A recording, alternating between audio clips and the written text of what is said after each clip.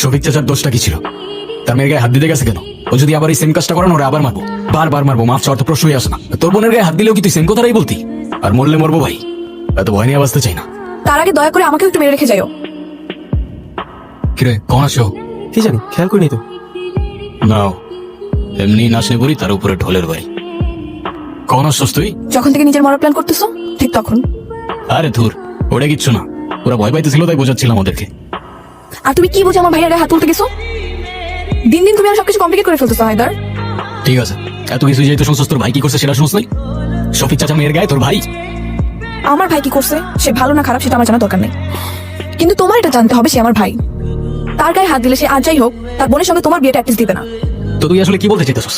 তোর ভাই তার পোলাপান মিলে একটা মেয়ের গায়ে হাত দিবে, তাদের যা ইচ্ছা তাই করবে, আর আমি চুপচাপ কিচ্ছু না বলে জাস্ট দাঁড়ায় দাঁড়ায় দেখবো? না, আমি আর কিছু বলতে চাচ্ছি না। দোষ আসলে তোমার না, দোষ আমার কপালের। না আমার ফ্যামিলিতে কিছু বলার সাধ্য আছে, আর না তোমাকে কিছু বলার রাইট। যা ইচ্ছা করো, মরে গেলে বুঝবা।